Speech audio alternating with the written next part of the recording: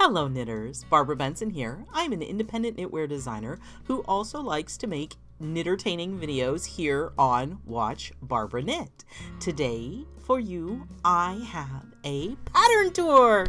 Yay! I make these pattern tours when I have a new pattern, like always, and sometimes I do some throwback ones. This is a new pattern though, so I'm super excited about that. And what it is the reason I decided to start making these, I do my best to take good photographs that show you everything that I hope that you need to know about a pattern, but nothing really compares to seeing how the fabric moves and how it flows, especially with some of my shawls and things. And just, I think seeing it like moving around gives you a better idea of what's going on with the pattern. And I can show you all the sides, like all at the, go through it. So today it is a hat. But first, I have to talk about the scarf. I'm going to put up a picture of the scarf. A few months ago, I released this scarf. It's called A Good Scarf.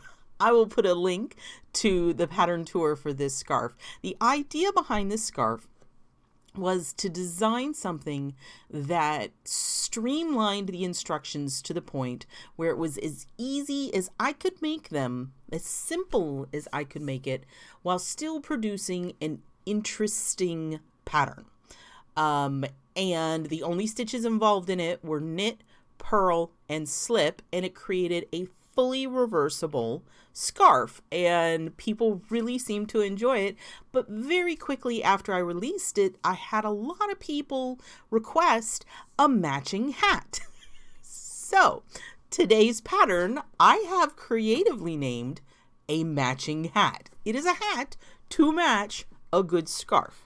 And here I have on my fake head the matching hat. Here it is, a matching hat. Now, as you saw in the picture, the primary motif for a good scarf is this slip stitch. It's a 5-column slip stitch column-y thing. I don't know what a motif, I don't know what to call it, but that is like the primary decorative element for the scarf. So I thought that would be the smart thing to pull into the hat. And now I have this, it's on a hat block. So I went to an antique store to get this. Isn't it cool? So it's solid wood, and you can see here on the bottom.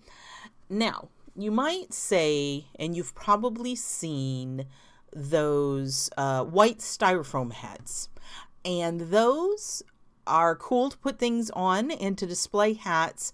They are wig stands, are what those primarily made for, and they tend to be around 19 inches in diameter. They're specifically designed not to stretch out wigs, so they're really not like normal person head size. They're smaller.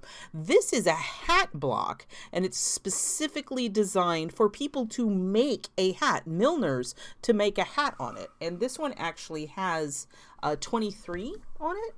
That means it is a 23-inch in circumference hat block, which is actually the top end. It's like a fairly common head size, sort of towards the big size. So I bought this because I thought it would be cooler to photograph things on and give you a more accurate idea of what the hat's going to look like. And it's actually, so I'm going to take it off. See, it's even got this curve. Isn't that cool? So I took the hat off it. You saw it on the thing. So there's my spare head. Here is the motif, and you can see how it echoes the good scarf.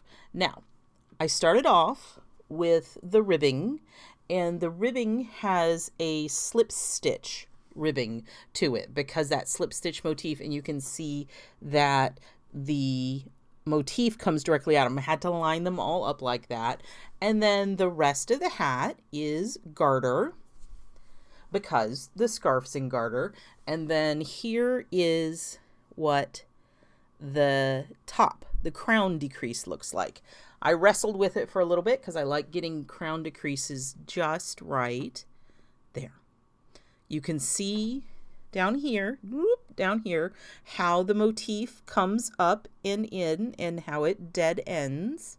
into, and it's a 4-point decrease. I thought that would work the best, and I maintained the garter stitch pattern. So it's not a really visible crown. It's mostly hidden. You can definitely see it because I put a stitch. There's one stitch in between the decreases to make it simpler, but they're definitely, it's not a really prominent crown. And then you can see right there, this, you can see how that slightly changes. That is the beginning of the round. You can see it in the garter. I didn't do anything fancy to try to hide it, but I will tell you, and this is a pattern writing trick. Well, secret, I don't know. It's just something. I didn't think that it would be, I don't think it's like crazy visible, but I didn't think it would be as visible as it is. So I set it, see how close it is to this motif. And I got about halfway when I realized that it really was going to be too close to the motif for my comfort, because the motif is the focal point. So I decided when I actually wrote the pattern, I actually offset this further back so that it's not going to be visible right in the front, because the idea is that you're going to have this motif.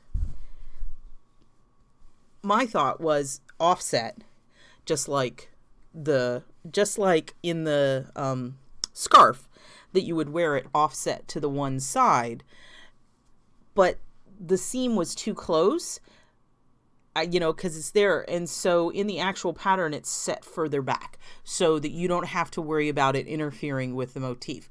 So I wanted to point that out and know that that tiny little detail between my sample and what you will actually knit is a little change, but I think it improved it.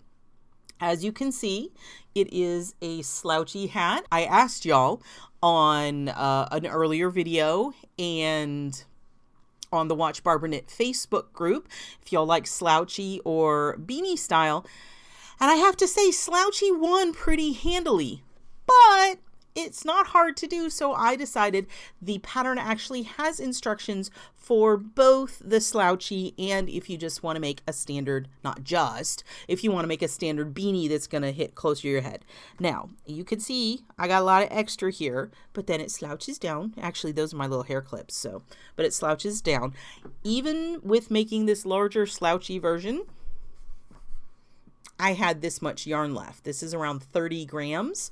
So you definitely aren't going to have to worry about running out of yarn. And speaking of yarn, I should probably tell you, this is Magpie Fibers Solstice DK. Because the scarf was in a DK weight, I wanted to make sure this was in a DK weight. The gauge is slightly different, but that's not because of anything other than the fact that this is knit in the round and the scarf is knit flat. It's just a different gauge. That's just how things work. Now, this comes 300 yards to 100 grams. If you do not want to knit it in DK, you can always do double fingering. So if you have a lot of fingering or sock weight yarn, you can hold 2 strands at a time, double it up, you get DK. So you have some wiggle room, and of course you can do the same in the scarf. The thing I really enjoyed about this yarn is that, and I want to get it right, it is a 50% superwash merino, 25% cotton, and 25% silk. It has these really cool little slubby bits in it, and of course the silk and the cotton are going to take the dye differently than the wool, so it's got a lot of nice visual texture. Just really liked it. Here I actually even have, so this is my swatch. Now, I've told y'all before, if you're going to knit in the round, you got a swatch in your round. So this is actually my swatch. And if you go back and look at my math video, on my video on designing, I'll link to it below. This is what I did. I knit it in the round. I knit the ribbing. I knit everything to figure out what I liked and then blocked it. And then this is what I took the measurements out of and did the math to make the hat, to figure out how tall it needed to be, when the decreases need to start, all that kind of fun stuff. So it's DK weight. You need a US size 6, which is a 4 millimeter, and a US size 7, which is a 4.5 millimeter. And then I knitted on just 16-inch circular needles. It's easy. You can use whatever you like to do small circumference knitting. If you are using the 16-inch, you will need to change to DPNs or to a longer needle for magic loop, which is what I do. I'm not a huge DPN fan, but you have to, at some point, as the decreases get smaller, you're going to have to change to a different knitting technique if you use a 16-inch needle.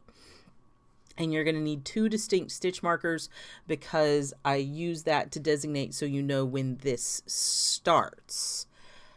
Now, you might ask, actually, it's a bit warm. You might ask, you've noticed in hats, you've got a size 6 and the size 7 needle, and you're like, why do you need 2 sizes? Typically in hats, the smaller size needle is going to be for the brim for 2 different reasons. One, you want that brim to tighten in a little bit because that's what holds it on your head. But also for most people, working ribbon, you kind of get it can be a little sloppy. Ribbing. Working ribbing can be a little sloppy because you're switching between the knits and the purls so frequently. So you have to, going down a needle size kind of tightens everything in and makes it a little bit neater. But this ribbing is actually, it's not even really, it's garter. It's just garter, it's like garter all the way down. I'm going to put this back on my hat.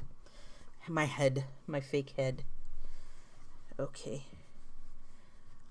Which is probably older than I am. Here we go. There we go. Here. I can be Zaphod Beeblebrox.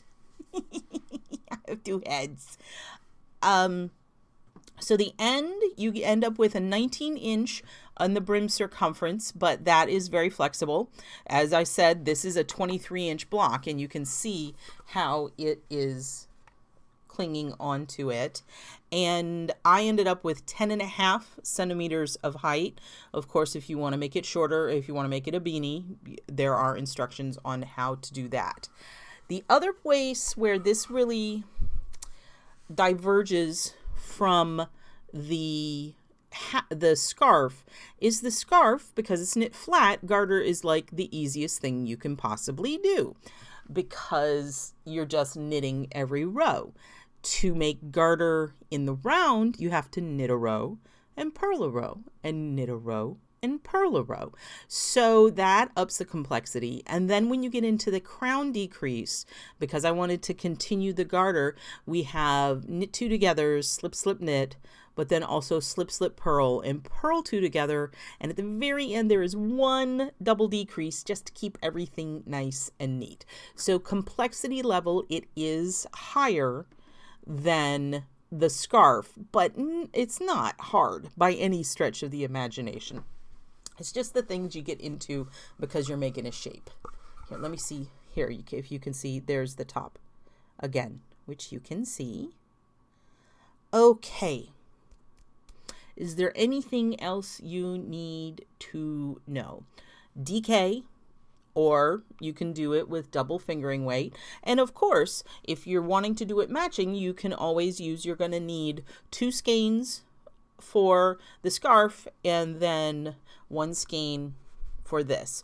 Or if you wanted a shorter scarf, if you didn't want it quite so long, you could probably do, like, go ahead, especially if you're doing a beanie, go ahead and knit the hat, buy 2 skeins, go ahead and knit the hat, and then use the remainder from this plus the extra skein, and you'll get a decent length scarf. It's not going to be as long as the original, but it'll still be, scarfy.